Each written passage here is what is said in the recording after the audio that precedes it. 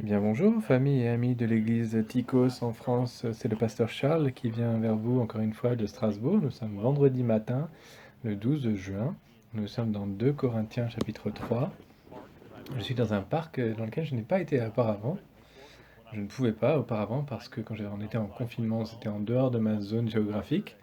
Donc là j'ai marché un peu plus loin. Et alors qu'on a de plus en plus de liberté et de moins en moins de contraintes et de plus en plus d'activités et d'occupations dans la vie, on peut aller voir des nouveaux endroits et c'est quelque chose d'intéressant. Mais il y a certaines choses en sortant de ce confinement que je voudrais retenir. Des choses que ce troisième chapitre de 2 Corinthiens me rappelle. Et par exemple, une d'entre elles, au tout début, Paul, quand valide le fait qu'il est apôtre, fait cette déclaration, le fait que les Corinthiens sont une lettre de Christ. Et lui, en fait, il disait que vous êtes ma lettre. Vous êtes la preuve du fruit de mon ministère. Et tout est à propos de personnes, c'est à propos des gens. Les ministères doivent être à propos des gens. Même en confinement, il faut montrer qu'on met en valeur les relations, les connexions entre nous. Et maintenant, on peut avoir des relations connectées en face à face. Et on trouve cette liberté en Christ. C'est pas à propos de la loi et des restrictions, c'est à propos de la liberté que la loi nous donne pour qu'on puisse apprécier tout ce que représente cette liberté ces jours-ci.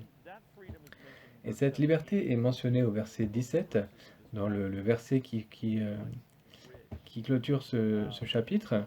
Et c'est vraiment riche, cette déclaration qui est faite, c'est que le Seigneur, c'est l'Esprit. Et là où est l'Esprit du Seigneur, là est la liberté.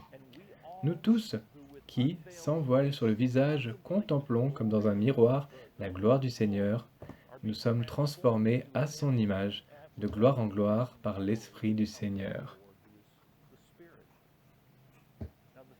Alors, ce qu'il y a pour moi, c'est que j'apprécie vraiment une grande liberté, et c'est un rappel de la liberté qu'on a dans le Saint-Esprit, parce que nous appartenons à Christ, et qu'il nous donne cette liberté d'écouter et de suivre et d'être obéissant dans nos vies.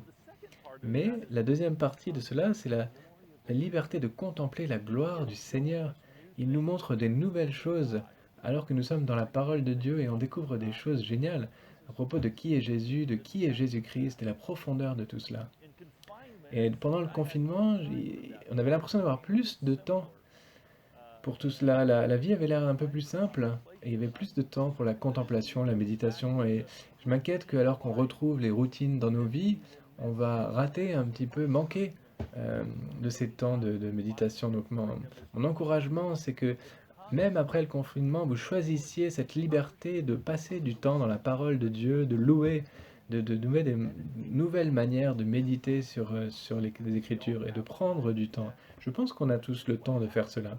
Et voilà ce qui se passe, c'est que nous sommes transformés dans son image euh, pour être similaires à lui alors que nous contemplons sa gloire. Père céleste, que nous puissions retenir de ces jours de confinement et de restriction une nouvelle liberté, une liberté restaurée, et qu'on puisse retenir la valeur des choses simples, moins de rush, moins d'excitation, de précipitation et plus de contemplation.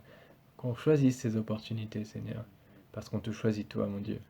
On choisit qui tu es, au nom de Christ. Amen. N'oubliez pas notre louange dimanche, notre assemblée générale demain après-midi. Mais vous savez, je vais prendre maintenant quelques temps pour méditer, contempler tout cela. Je vais écouter de la musique de louange. Et alors que je fais ça, rappelez-vous, ayez le courage de faire les bons choix en Christ.